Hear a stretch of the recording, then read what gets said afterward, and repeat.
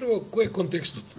Македонија е веројатно единствената европска земја каде што цензусот на референдуми се лимитира на 50% излезност.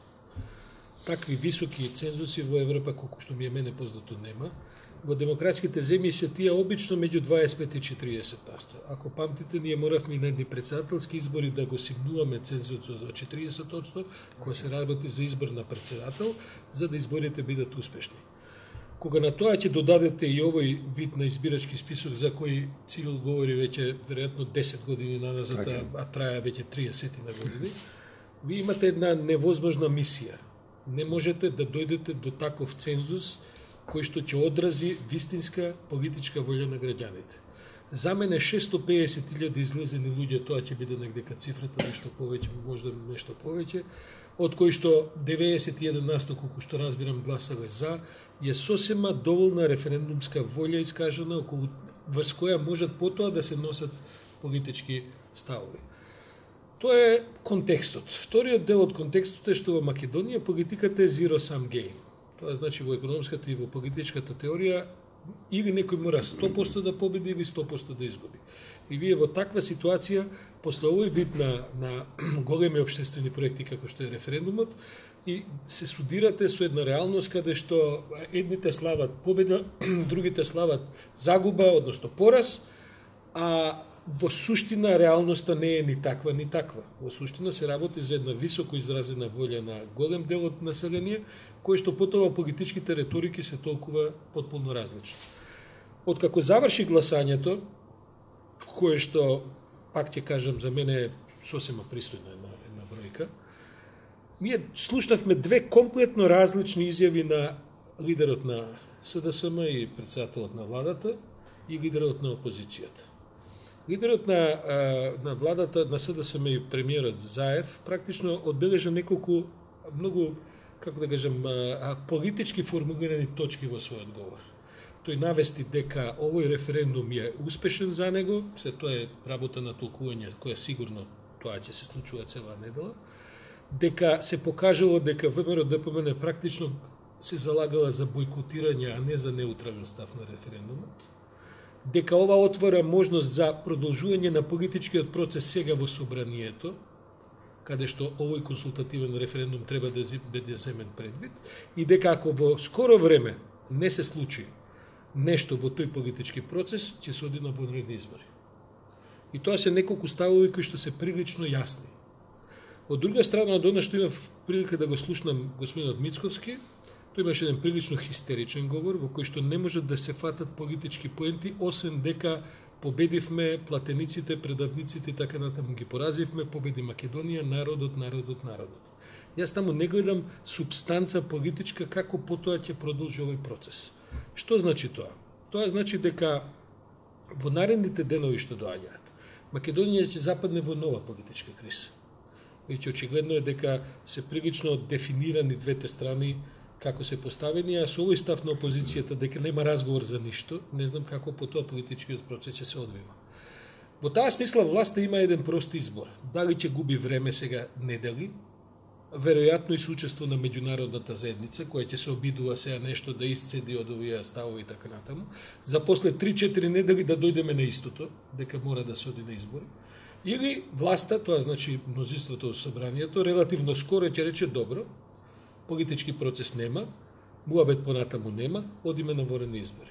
За да судбината на договорот со Грција потоа се решава преку некакви исходи на избори.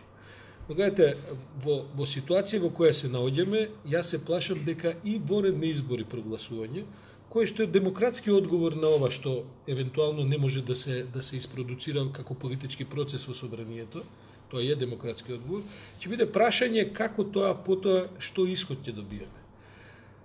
Јас типувам на тоа дека доколку се оди на вонредни избори, тоа ќе биде една голема коалиција од сегашните владеачки партии.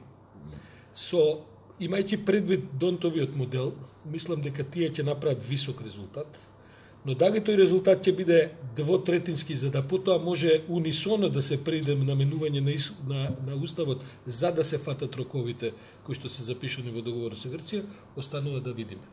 Значи, таков е референдумскиот резултат кој во една исполаризирана, поделена атмосфера, во длабоко закопани ровови, они уствари не дава шанси за креативен и за конструктивен политички диалог и се плашам дека влегуваме повторно во нешто што перфектно го знаеме во последните 30 години, а тоа е нова политичка криза.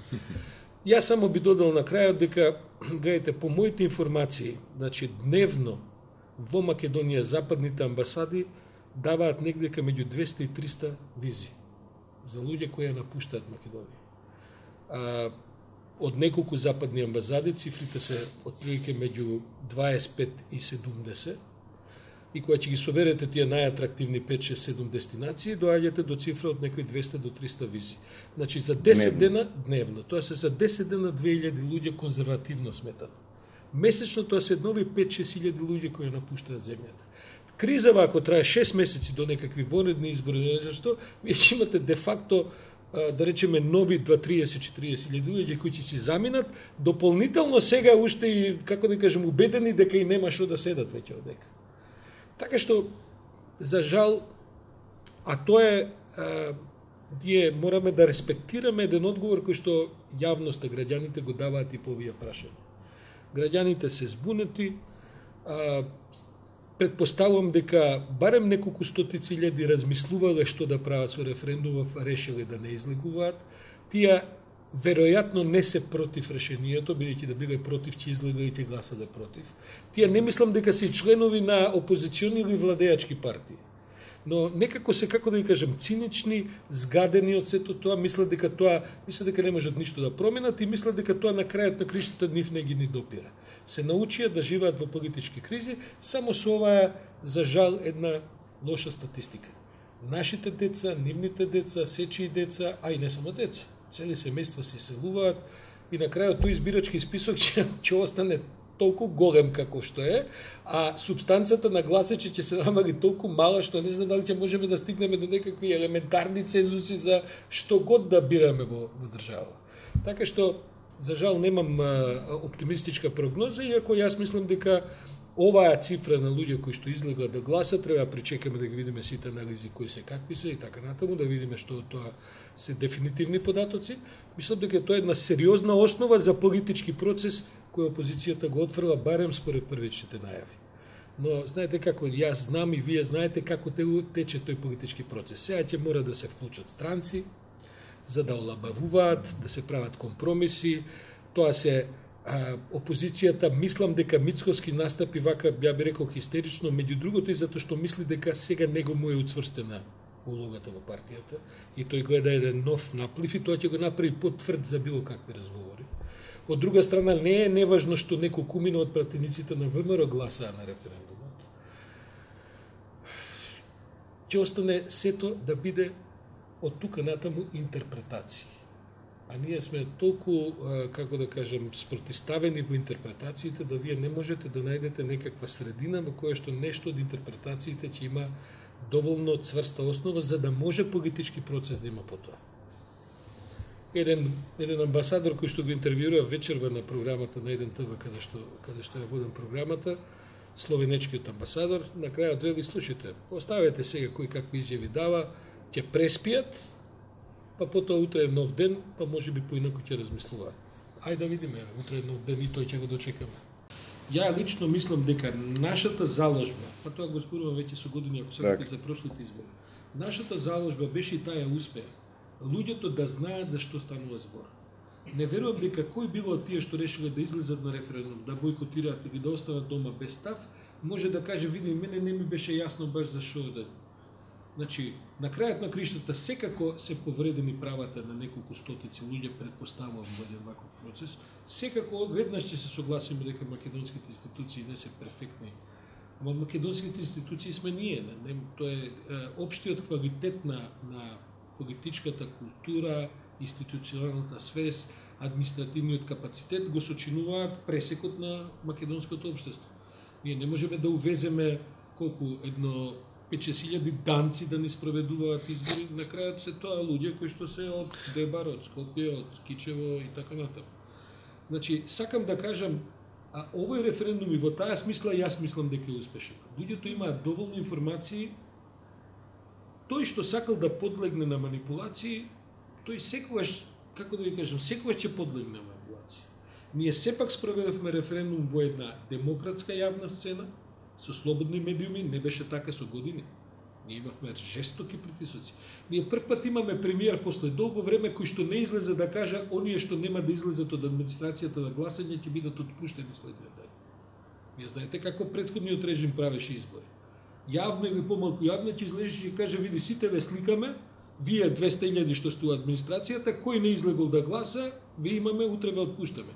Прв пат имаа после долго време, би рекол цела една генерација нови административци. Шанса да одредат што сакаат да прават. Ова е резултатот. Тој резултат е, гледате, тој резултат е во како да кажем, во прилики кога во Македонија веројатно Александар ќе се согласиме дека нема повеќе од 1,5 милиони жители. На вас 650.000 луѓе да гласат на референдум.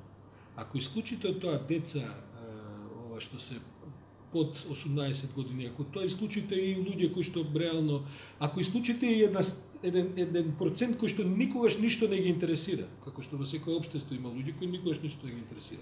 Вие практично можем релативно сигурно да тврдам дека одзивот беше некој 70%. Ама тоа не значи ништо освен како политички вака аргумент од една, како да ја кажам, неважечка форма, бидејќи се важат бројките. А нашиот изборен список е тој, нашите цензуси се тие, ние немаме ни попис за да знаеме колку луѓе живеат во Македонија. Така што ја не би рекол дека ова беше еден извореден одговор на граѓанството во тие цифри со кои што располагаме. Не е завршена претходната политичка криза. Овдека се уште трае клучното прашање на овој референдум, а тоа е дали ќе функционира или не правната држава. И овој референдум низ тоа сито поминува. Не поминува, дури помалку поминува ни ситото дали народот е за ЕУ и НАТО, бидејќи анкетите покажуваат еден висок процент на луѓе кои викаат да, па дури ни за договорот со Грција. Ви имате една бивша елита која што има животно прашање да не успее концептот на правната држава.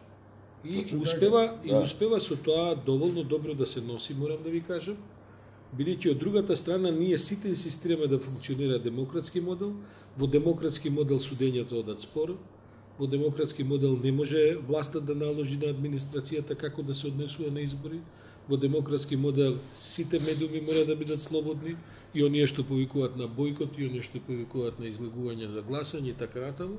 И тоа сето оди во корист на оние кои што сакаат да ја успорат целата таа машинерија, која на крајот на криштата, бидејќи видите, нема ние да станеме ни членки на НАТО ни на ЕУ. Ние практично се станеме правна држава пред тоа да ни се случи, бидејќи таму не примаат неправни држави. Тоа се влогови во кои што уште поминуваме низ таа приказна. А многу е крупен целиот тој проект кој што се зафативме да го правиме со реформирање на државава, не може да се одработи за кратко време. И се погоди во тој процес да ни се случува референдум во кој влоговите се поголеми отколку само за членување во ЕУ и НАТО.